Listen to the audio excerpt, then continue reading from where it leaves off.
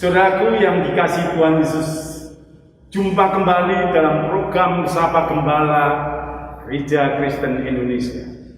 Saya Amir Sarifudin, Pendeta Gereja Kristen Indonesia Pamanukan, Subang, Jawa Barat.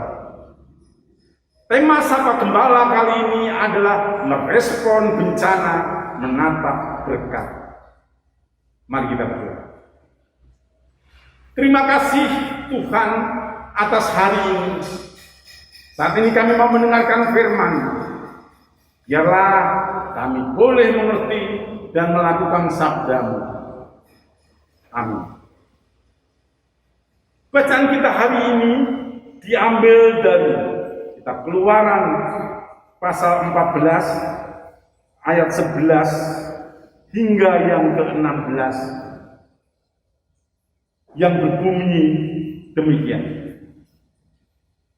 Dan mereka berkata kepada Musa, apakah karena tidak ada kuburan di Mesir, maka engkau membawa kami untuk mati di padang gurun ini? Apakah yang kau perbuat ini terhadap kami dengan membawa kami keluar dari Mesir? Bukankah ini telah kami katakan kepadamu di Mesir? Janganlah mengganggu kami, dan biarlah kami bekerja pada orang Mesir.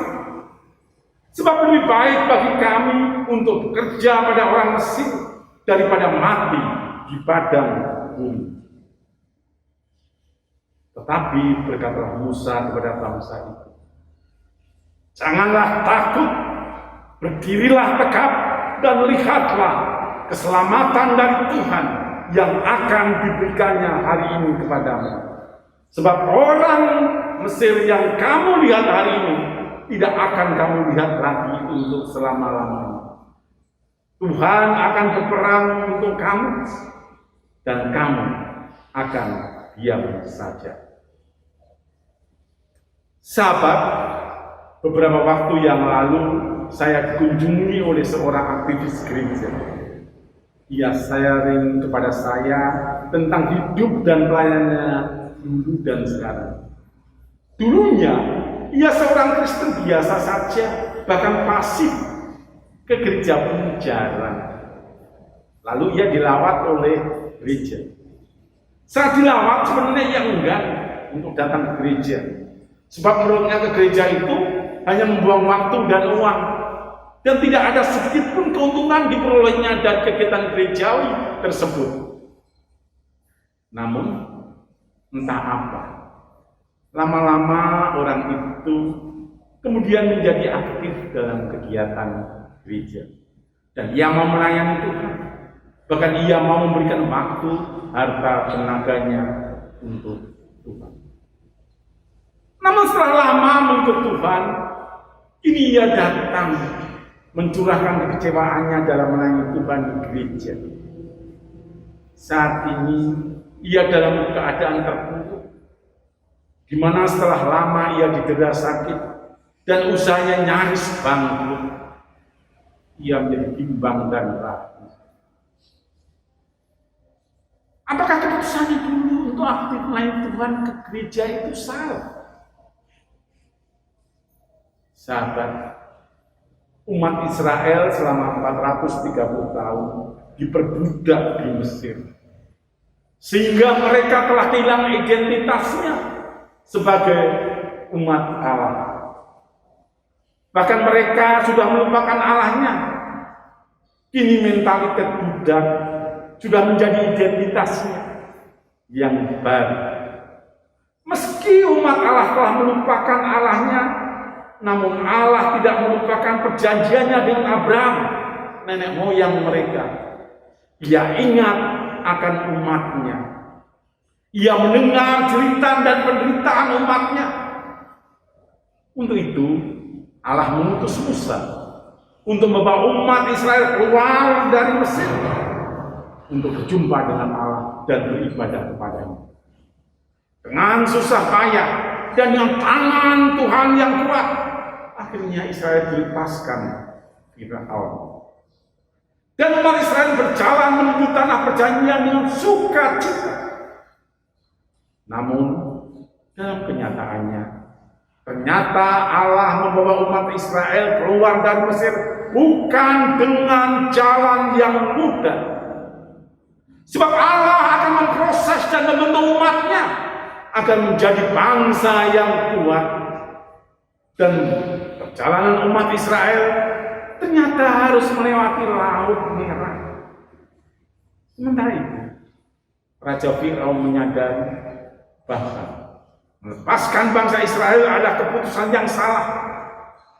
Maka setelah Firaun mengetahui bahwa bangsa Israel melalui jalan yang salah, ia mengumpulkan pasukannya untuk mengejar bangsa Israel. Dan ketika bangsa Israel sudah dekat Laut Merah di antara tebing dan padang, bangsa Israel menjadi panik sebab jalan mereka buntu menuju laut. Dan di belakang pasukan Mesir mengejar mereka. Dalam kepanikan inilah kemudian timbul penyesalan umat ketika meninggalkan Mesir untuk pergi menyembah Allah. Dengan mengatakan, apakah karena tidak ada kuburan di Mesir, maka engkau membawa kami untuk mati di padang gurun ini? Apakah yang kau berbuat ini terhadap kami dengan membawa kami keluar dari Mesir? Di sini sangat jelas bahwa jika sebelumnya umat memandang bahwa keluarnya bangsa Israel dari Mesir merupakan berkat yang membebaskan mereka dari perbudakan selama ratusan tahun. Namun ketika mereka sampai di Laut Merah, bebasnya umat Israel tersebut berubah menjadi bencana yang menakutkan dan mematikan. Mereka sudah kehilangan harapan. Yang ada adalah ketakutan dan keputusasaan. Namun apakah Allah membiarkan umatnya takut dan putus asa? Tentunya tidak. Allah memerintahkan Musa untuk menenangkan umat Israel agar mereka jangan takut, sebab Allah sendirilah yang akan berperang melawan Firaun, sehingga para tentara Firaun akan musnah dan umat Israel akan sampai ke bumi Tuhan. Yang penting adalah bagaimana respon umat Israel dalam menatap dan menghadapi malapetaka serta masalah yang menimpa umat. Apakah umat Israel percaya atas tuntunan Tuhan tanpa dibayang-bayangi ketakutan dan kecemasan? Dan ketika umat Allah percaya pada pimpinan Tuhan, maka secara ajaib Tuhan melepaskan Israel. Sahabat yang dikasihi Tuhan, mungkin saat ini ada orang-orang Kristen yang taat dan bahkan menjadi pelayan Tuhan yang selama ini merasakan betapa penyertaan Tuhan dan berkat Tuhan selalu mengiringinya. Namun saat pandemi ini mereka menjadi lindu, di mana ada orang yang dikasihnya telah meninggal mereka untuk selama-lamanya. Ada pula yang ditimpa penyakit yang memerlukan perawatan yang cukup lama. Dan sebagian harus kehilangan pekerjaan atau usahanya yang harus tutup, sehingga tidak bisa lagi menafkahi keluarga maupun diri sendiri. Belajar dari umat Israel ketika menghadapi bencana saat keluar dari Mesir, maka dalam menghadapi pandemi ini, memang secara manusia kita takut, kita cemas, dan mencari kambing hitam yang patut dipersalahkan untuk masalah ini. Namun kecemasan tersebut tidak akan menolong kita untuk keluar dari permasalahan, bahkan kita akan lebih terpuruk. Lalu apa yang harus kita lakukan? Ingat akan janji Tuhan. Saat ini Ia sedang memproses kita melalui pandemi ini. Maju, layani Dia dengan benar. Dia akan menuntut dan memberkati kita dalam melewati pandemi. Amin.